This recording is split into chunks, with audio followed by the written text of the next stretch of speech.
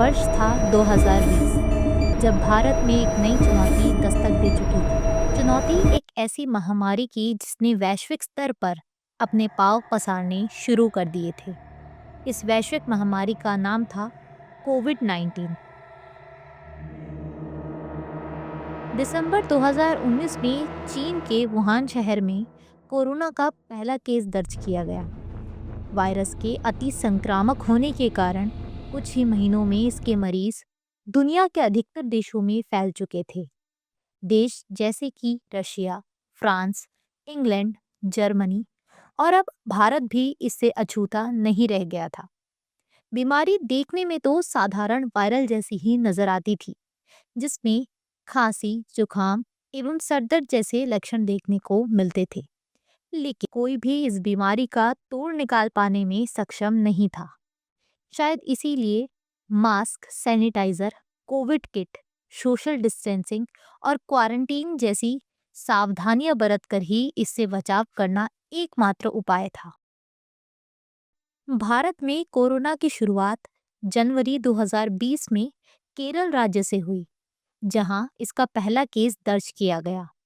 जिसके बाद इसके संक्रमण को रोकने के लिए एकमात्र उपाय था इसके कैरियर को रोकना, यानी कि लोगों को, जिसके लिए सरकार ने कई कड़े कदम उठाए, जैसे कि घरेलू और अंतर्राष्ट्रीय वायु सेवा निरस्त करना, जमावड़ों पर प्रतिबंध लगाना, रेलगाड़ी से यात्रा पर प्रतिबंध और तमाम औद्योगिक गतिविधियों पर तत्काल रोक लगाना इत्यादि। इसका परिणाम यह हुआ कि लोग भारी मात्रा में शहर से गांव की ओर पलायन करने लगे। शहरों की सीमाएं बंद कर दी गईं। लोग फंस चुके थे। कानूनी और गैर कानूनी सभी तरकीबें लगाकर लोग बस किसी भी तरह घर की फिराक में थे। रिपोर्ट्स की माने तो इसमें कई जानें भी गई, जिसका आंकड़ा आज शायद ही किसी किताब में दर्ज हो। लेकिन जब इससे भी कोई खास मदद नहीं मिली, तो सरकार को सख्त कदम उठाने पड़े, जिसके चलते 24 मार्च को देश में लगाया जाता है संपूर्ण देश लॉकडाउन। आज एक महत्वपूर्ण निर्णय करने जा रहा है। आज रात आज रात 12 बजे से संपूर्ण देश में संपूर्ण लॉकडाउन होने जा रहा है।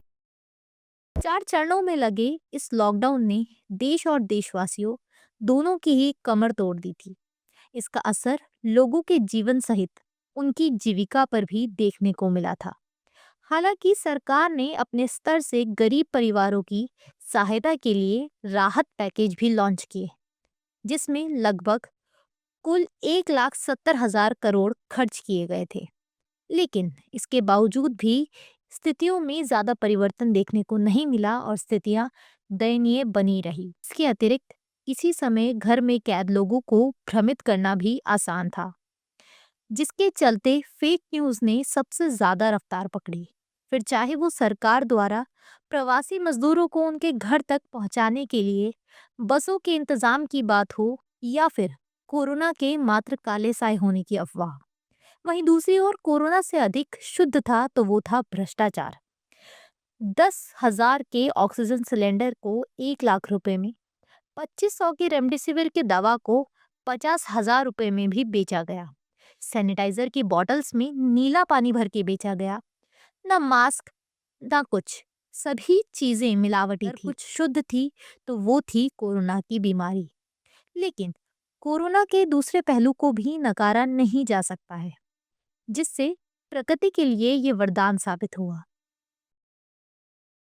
जून 2020 में भारत ने 2 लाख केसेस का आंकड़ा पार कर लिया था। मामले इतनी तेजी से बढ़ रहे थे कि इसका इलाज मुश्किल हो चुका था।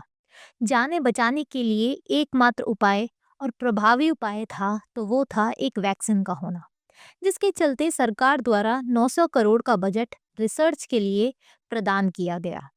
पुणे के नेशनल इंस्टीट्यूट ऑफ वायरोलॉजी में प्रिया अब्राहम और उनकी टीम वायरस को अलग करने में जुट चुके थे, जो वैक्सीन बनाने में एक पहला कदम माना जाता है।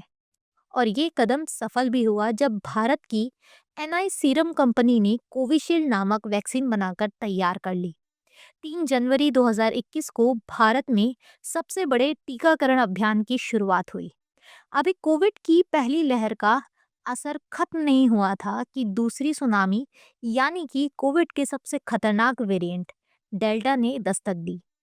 लेकिन कोरोना में हमारे हीरोज और हमारे देशवासियों दोनों ने ही हार नहीं मानी और दिन रात एक कर 1.3 अरब की आबादी का टीकाकरण, जो कि एक असंभव सा प्रयास लगता है, उसको भी संभव कर दिखाया।